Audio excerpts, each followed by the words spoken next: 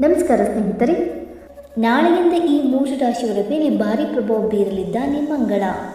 ಹೌದು, ಯುದ್ಧ, ಸಾಹಸ, ಪರಾಕ್ರಮ ಇತ್ಯಾದಿಗಳನ್ನು ಪ್ರತಿನಿಧಿಸುವ ಮಂಗಳ ಗ್ರಹವು ತನ್ನದೇ ಆದ ವೃಶ್ಚಿಕ ರಾಶಿಯಲ್ಲಿ ನಾಳೆ ಅಂದರೆ ನವೆಂಬರ್ 7ರಂದು ಅಸ್ತಮಿಸಲಿದ್ದಾನೆ.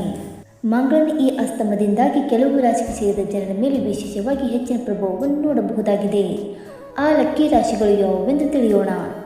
ಜ್ಯೋತಿಷ್ಯದ ಪ್ರಕಾರ ಗ್ರಹಗಳು ಒಂದು ನಿರ್ದಿಷ್ಟ ಸಮಯದ ನಂತರ ಒಂದು ರಾಶಿಯಿಂದ ಇನ್ನೊಂದು ರಾಶಿಗೆ ಚಲಿಸುತ್ತದೆ.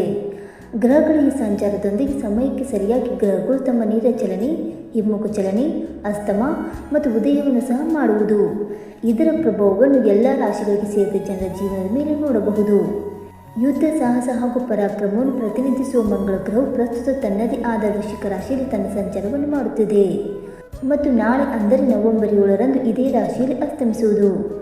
ಮಂಗಳನ ಈ ಅಸ್ತಮದ ವಿಶೇಷ ಪ್ರಭಾವವನ್ನು ಕೆಲವು ರಾಶಿಗಳಿಗೆ ಸೇರಿದ ಜನರ ಜೀವನದ ಮೇಲೆ ಹೆಚ್ಚಾಗಿ ನೋಡಬಹುದಾಗಿದೆ. ಆ ರಾಶಿಗಳು ಯಾವುವೆಂದು ತಿಳಿದುಕೊಳ್ಳೋಣ ಬನ್ನಿ ಸ್ನೇಹಿತರೆ.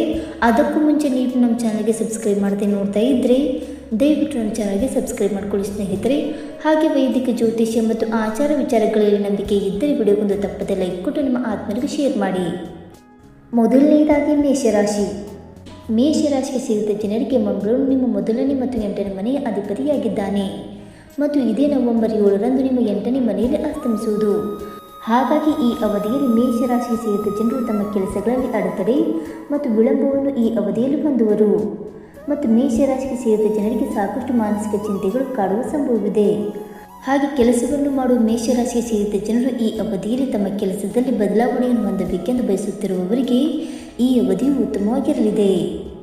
ಈ ಅವಧಿಯಲ್ಲಿ ಮೇಷರಾಶಿಗೆ ಸೇರಿದ ಜನರು ತಮ್ಮ ಕೆಲಸದಲ್ಲಿ ಬದಲಾವಣೆಯನ್ನು ಹೊಂದುವುದು ಉತ್ತಮ ಮತ್ತು ಲಾಭದಾಯಕವಾಗಿರಲಿದೆ ಮತ್ತು ವ್ಯಾಪಾರಕ್ಕೆ ಸಂಬಂಧಿಸಿದಂತೆ ಈ ಸಮಯದಲ್ಲಿ ನಿಮಗೆ ಹೆಚ್ಚಿನ ಪ್ರಯೋಜನಗಳಾಗುವ ಸಾಧ್ಯತೆಯು ವೃದ್ಧಿಯಾಗುವುದು.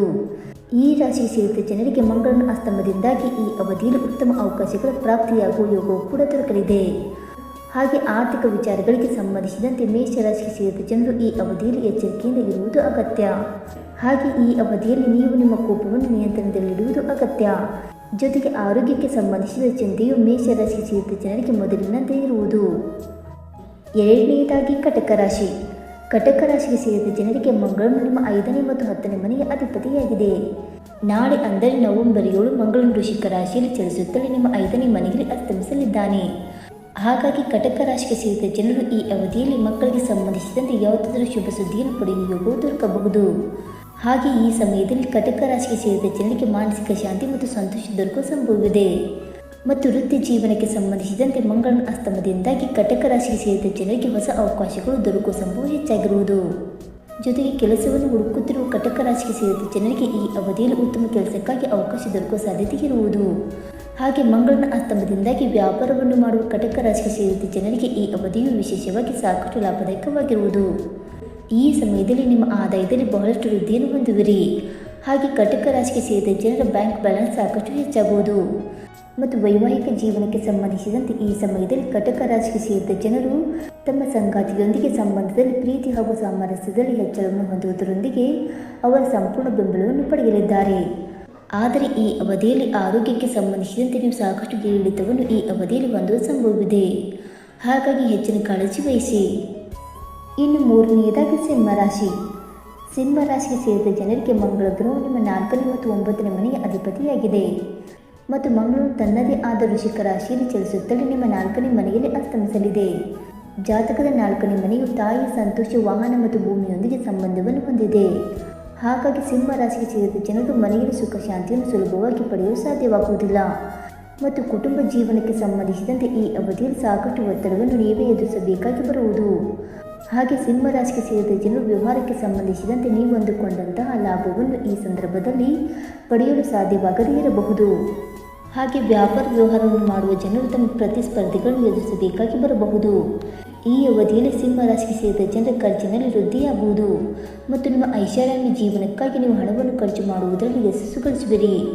ಮಂಗಳನ ಅಸ್ತಮದಿಂದಾಗಿ ಸಿಂಹರಾಶಿಗೆ ಸೇರಿದ ಜನರು ತಮ್ಮ ಸಂಗಾತಿಯೊಂದಿಗೆ ಉತ್ತಮ ಕ್ಷಣಗಳನ್ನು ಕಳೆಯಲು ಅವಕಾಶ ಲಭಿಸುವುದು ಮತ್ತು ಆರೋಗ್ಯಕ್ಕೆ ಸಂಬಂಧಿಸಿದಂತೆ ಸಿಂಹರಾಶಿಗೆ ಸೇರಿದ ಜನರು ಈ ಅವಧಿಯಲ್ಲಿ ಆರೋಗ್ಯದಲ್ಲಿ ಏರುಪೇರನ್ನು ಹೊಂದುವ ಸಂಭವವಿದೆ. ಹಾಗಾಗಿ ಬಹಳ ಎಚ್ಚರಿಕೆಯಿಂದ ಇರುವುದು ಉತ್ತಮ. ಸ್ನೇಹಿತರೆ, ಇಲ್ಲಿ ಹೇಳಿರುವ 3 ರಾಶಿಗಳಾದ ಮೇಷರಾಶಿ, ಕಟಕ ರಾಶಿ ಮತ್ತು ಸಿಂಹ ರಾಶಿ ಸೇರಿದ ಜನರಲ್ಲಿ ನಿಮ್ಮ ರಾಶಿಯು ಒಂದಾಗಿದ್ದರೆ ನಾಳೆಯಿಂದ ಮಂಗಳ ದೇವನು ವೃಶ್ಚಿಕ ರಾಶಿಯಲ್ಲಿ ಅಸ್ತಮಿಸಲಿದ್ದು ಇದರಿಂದಾಗಿ ನಿಮ್ಮ ಮೇಲೆ ಸಾಕಷ್ಟು ಹೆಚ್ಚಿನ ಪ್ರಭಾವವನ್ನು ನೀವು ನೋಡಬಹುದಾಗಿದೆ. ಹಾಗಾಗಿ ಕೆಲವು ವಿಚಾರಗಳಲ್ಲಿ ನೀವು ಕಷ್ಟಗಳನ್ನು ಎದುರಿಸಬೇಕಾಗಿ ಬರಬಹುದು. ಹಾಗಾಗಿ ಪ್ರತಿ ಹೆಜ್ಜೆಯನ್ನು ಬಹಳ ಕಾಳಜಿ ಹಾಗೂ ಎಚ್ಚರಿಕೆಯಿಂದ ಇಡುವುದರಿಂದ ಸುಖಮಯವಾದ ಜೀವನವನ್ನು ನಡೆಸುವ ಅವಕಾಶವನ್ನು ಪಡೆಯುವಿರಿ. ಸ್ನೇಹಿತರೆ, ಈ ಮಾಹಿತಿ ನಿಮಗೆ ಇಷ್ಟವಾಗಿದ್ದರೆ ವಿಡಿಯೋಗೊಂದು ಲೈಕ್ ಮಾಡಿ, ಶೇರ್ ಮಾಡಿ. ಹಾಗೆ ನಿಮ್ಮ ಅನಿಸಿಕೆ ಮತ್ತು ಅಭಿಪ್ರಾಯವನ್ನು ತಪ್ಪದೆ ಕಮೆಂಟ್ ಮೂಲಕ ತಿಳಿಸಿ. ಸ್ನೇಹಿತರೆ, ವಿಡಿಯೋ ನೋಡಿದ್ದಕ್ಕಾಗಿ ಧನ್ಯವಾದಗಳು. Thank you so much.